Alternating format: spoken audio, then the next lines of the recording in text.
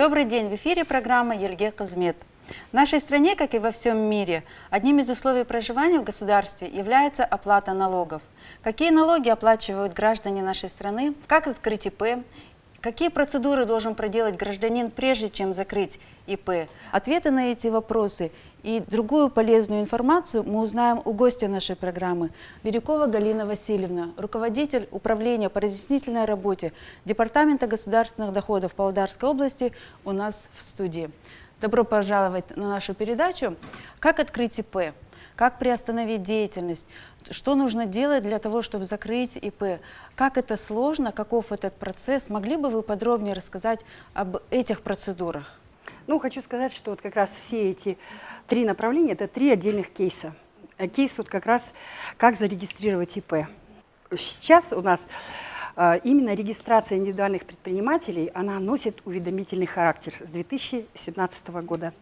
То есть не нужно приходить в органы госдоходов, можно, используя портал электронного правительства через e-лиценз, электронное лицензирование, можно зайти пошагово, там есть образец, как зарегистрироваться. Зарегистрироваться очень просто, используя электронный ключ, сфотографировались, отправили свое удостоверение личности, и вы зарегистрированы. Выбрать спецрежим. Спецрежимы тоже у нас разные для физических лиц. Это и патентная форма, когда нет наемных работников, это и упрощенная декларация, это и розничный налог, это и вот с этого года новый спецрежим, специальное мобильное приложение. Ну и для сельхозтоваропроизводителей тоже у нас два отдельных спецрежима есть. То есть зарегистрироваться легко и просто, сбора никакого нет.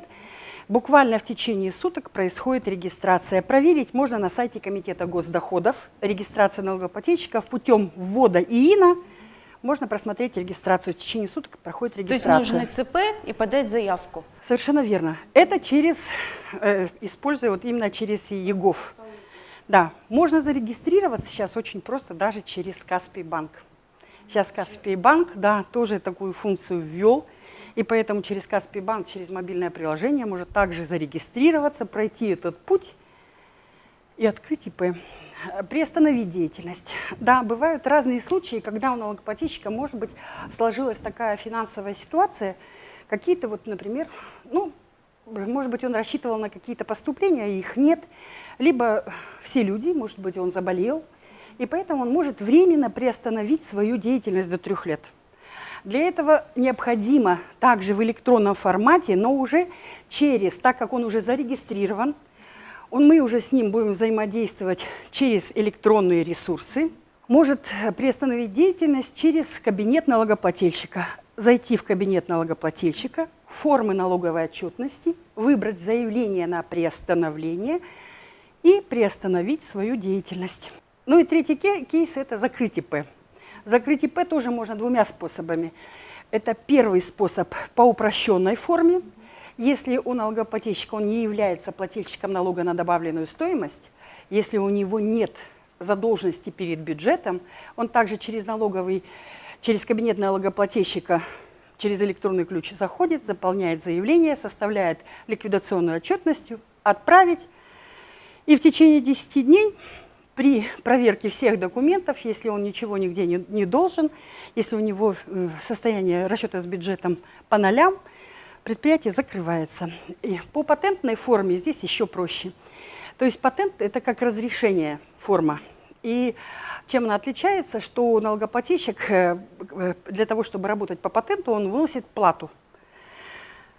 Здесь в данном случае он вперед вносит плату, а по упрощенной работает и в конце вносит оплату и сдает отчетность.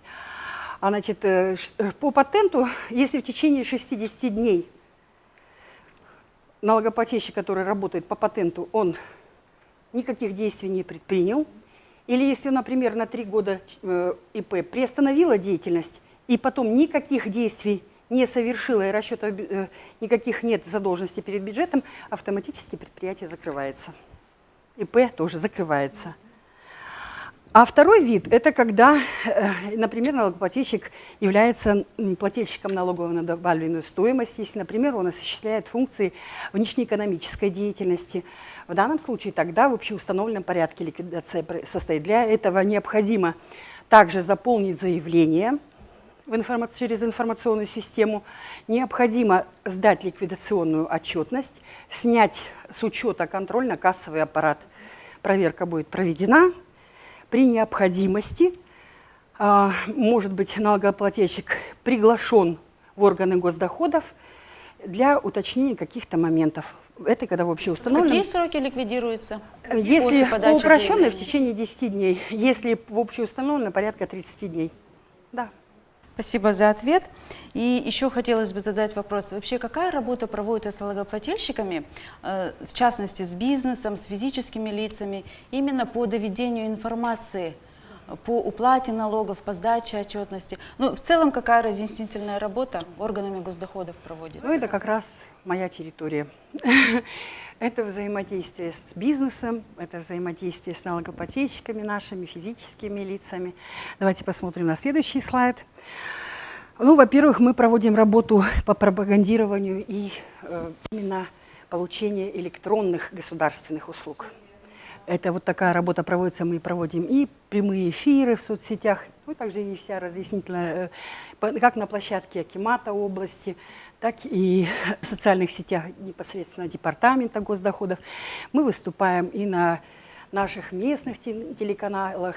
Разъяснения проводятся у нас также в местах скопления людей, то есть, наверное, когда вы ходите в магазин, иногда по радио слышите какие-то объявления. Это тоже мы взаимодействуем на рынках, на остановках. Также пытаемся работать и используя другие способы, неформальные какие-то. То есть уже в этом году мы отработали с нашими высшими учебными заведениями. Сейчас у нас запланированы тоже работа в этом году с колледжами, со школами. То есть мы пытаемся налоговую грамотность уже воспитывать у молодежи, чтобы они росли и уже были подготовлены к тому, что действительно каждая уплаченная, скажем, сумма денег в бюджет, что она непосредственно вернется также нашему населению. Потому что действительно вовремя оплаченные налоги – это новые дороги, это новые больницы, школы, детские сады, это новые какие-то социальные объекты. Да и это просто даже пожарная система охраны, это кто нас защищает, милиция, оборона нашей страны. Это все бюджет, а это каждый путем уплаты налогов. Будь то заработная плата, или это будет у бизнеса, бизнес будет уплачивать налоги, это все идет как раз в бюджет и содержится государство. То есть любое государство поддерживается налогами.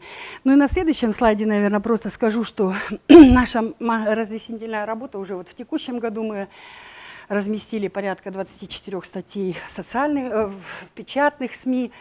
Мы выступали на телевидении, на радио, на социальных сетях. Подписан у нас план совместных действий именно по сокращению недекларируемых оборотов денежных средств в Павлодарской области. Это то есть для сокращения теневой экономики. Плотно работаем по трехкомпонентной системе, работаем, и что дало положительный результат. То есть у нас установка посттерминалов для обслуживания, то есть вытеснение из оборота наличных денег, а использовать именно пластиковых карточек. И только за прошлый год у нас вот в области было порядка 12 990, и на конец года это порядка 16 800. То есть достаточно, скажем, многие предприятия и объекты. Это не только торговля, но это и вся система и услуг тоже.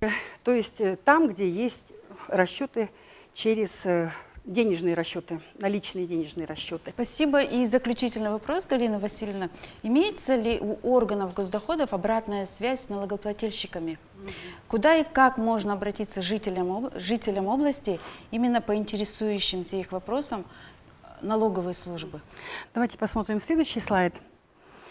У нас в департаменте госдоходов, непосредственно в управлении разъяснительной работы, в котором я работаю, создана справочная служба 1414, дополнительная цифра 3. И вот благодаря этой службе мы оказываем помощь нашим налогоплательщикам, работаем без перерыва на обед. То есть операторы полностью сидят, 2 оператора на телефоне, и принимают эти обращения. За 12 месяцев прошлого года у нас порядка около 3000 поступило, ну, причем почти половина это были другие области. Вот в этом году уже у нас немножечко формат немножко поменялся, геолокация поменялась, и у нас теперь поступают только звонки нашей области. Поэтому проще стало работать, легче стало работать. Так же, как обратная связь, можно использовать и кабинет налогоплательщиков, где мы через кабинет налогоплательщиков, органы госдоходов направляют уведомления налогоплательщикам, если вдруг они забыли в установленный срок произвести сдачу налоговой отчетности, либо забыли оплатить налоги. То есть оповещение происходит. Оповещение происходит, да, совершенно верно.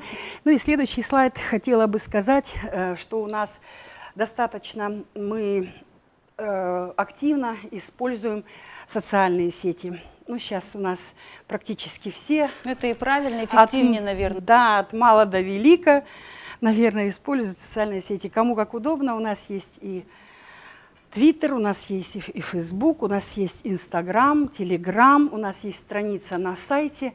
Поэтому кому как удобно, каким налогоплательщики подписываются и используют наши ресурсы, где мы практически ежедневно размещаем информацию, актуальную информацию, которая на сегодня, она, ну, скажем, имеет какое-то значение. Спасибо большое, Галина Васильевна, за участие. Всем спасибо за внимание. До новых встреч.